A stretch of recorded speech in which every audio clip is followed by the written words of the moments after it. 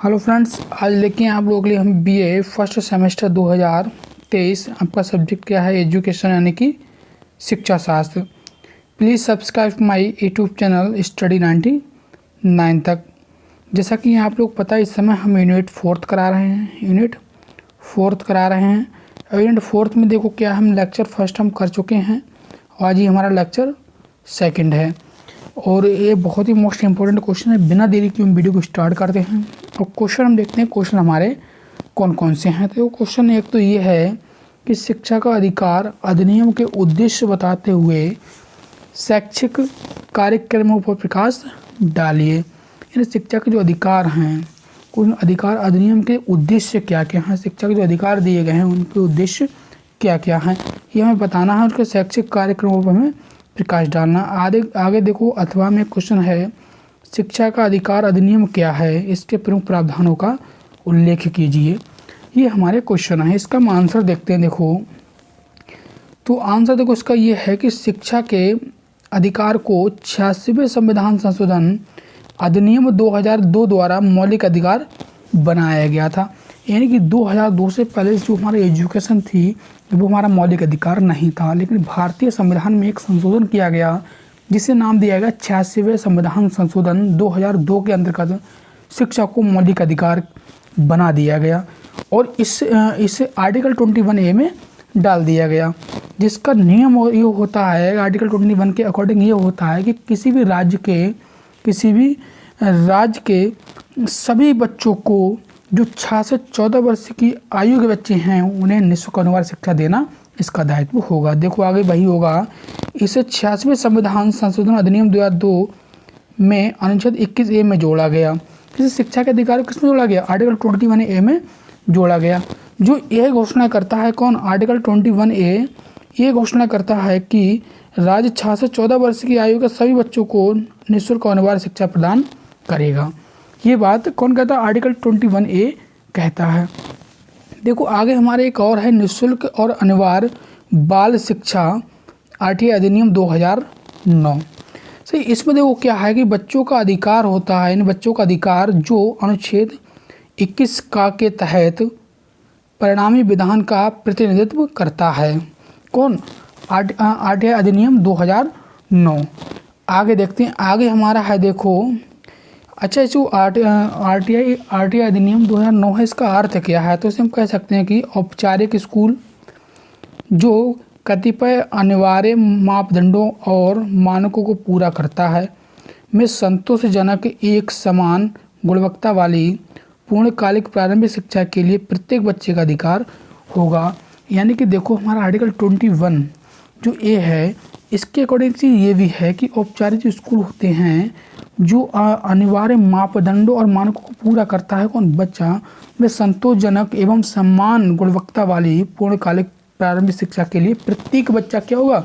उत्तरदायी होगा, अधिकार उससे प्राप्त होगा अपनी शिक्षा ग्रहण करने का। आगे देखो यहाँ पर है, आगे 21 का में देखो क्या है, अनुच्छेद 21 का और शिक्षा का अधिकार अधिनियम 1 अप्रैल 2010 को प्रभावी रूप से लागू किया गया।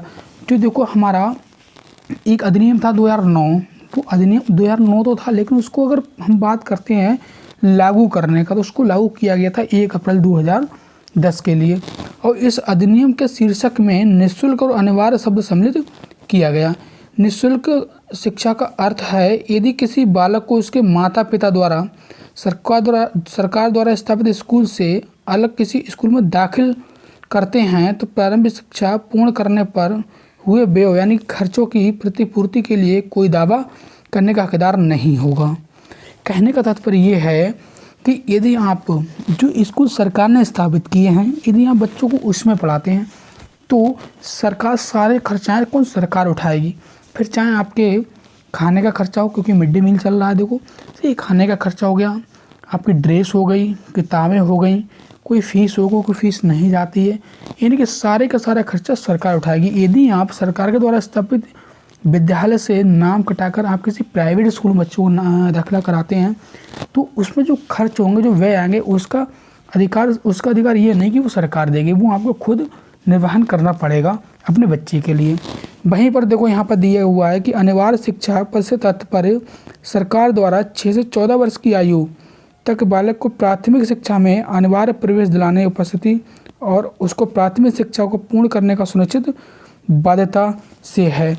यानी कहने का तात्पर्य यह है कि सरकार सिर्फ उन्हीं बच्चों की गारंटी लेगी जो सरकार द्वारा स्थापित विद्यालय में बच्चे शिक्षा ग्रहण कर रहे हैं, अन्य ना कि उनकी जो माता पिता अपने अनुसार किसी विद्यालय में उनका नाम लिखा दें जो सरकार द्वारा स्थापित नहीं किए गए हैं, उसमें वो उसके खर्चे नहीं उठाएगी।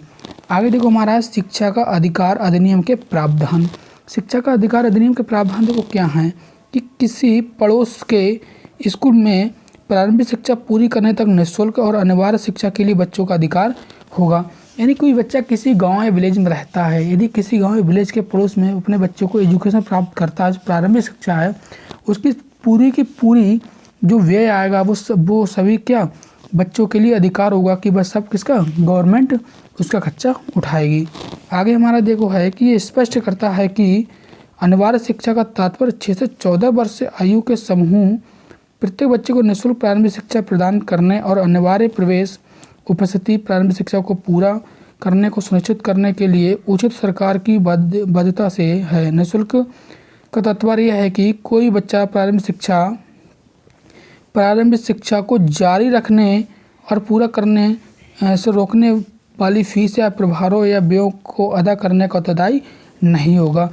यानी कहने का तात्पर्य ये है कि कोई भी बच्चा यदि वह अपने किसी पड़ोस के स्कूल में यदि वह शिक्षा ग्रहण कर रहा है तो उसके जो भी खर्चे होंगे वो सारे के सारे कौन गवर्नमेंट उठाएगी। देखो उसकी जो उपस्थिति है उसको वहाँ के शिक्षक निर्वहन करेंगे, शिक्षक जाएंगे बच्चों को समझाएंगे, उनकी उपस्थिति हो गई, उनकी मान लो कोई ड्रेस हो गई, ये सारे के सारे कार्य को वहाँ के शिक्षक करेंगे। इन सारों का सारा जो व्यय होगा वो कौन उठाएगा? गवर्नमेंट उठाएगी, ना कि उस बच्चे के माता पिता। आगे है देखो ये गैर प्रवेश दिए गए बच्चों के लिए उचित आयु कक्षा में प्रवेश किए जाने का प्रावधान करता है।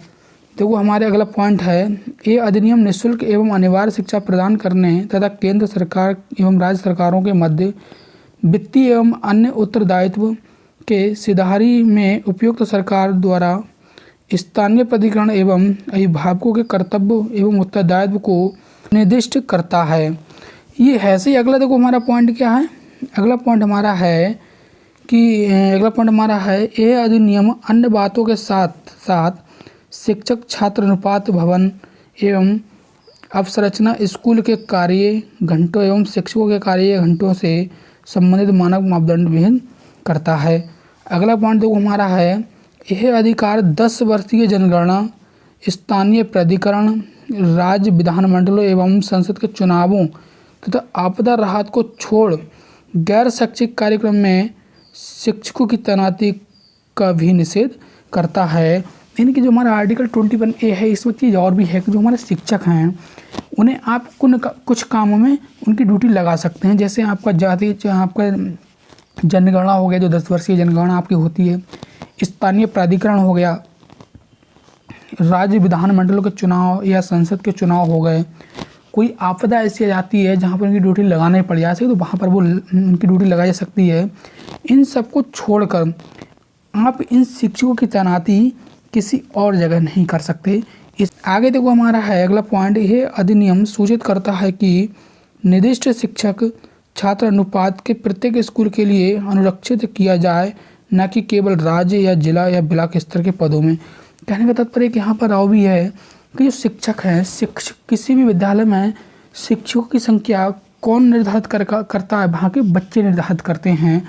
यानी छात्रों के अनुपात के अनुसार ही शिक्षकों को वहाँ पर तैनात किया जाए, ना कि केवल राज्य या जिला या ब्लॉक प्रमुख के जो पद होते हैं उनमें जनसंख्या के अनुसार पदाधिकारी को रखा जाता है, उनमें ही नहीं शिक्षकों को भी छात्र के अनुपात के अनुसार विद्यालय में तैनात करना चाहिए। आगे देखो हमारा है शिक्षा का अधिकार अधिनियम के उद्देश्य।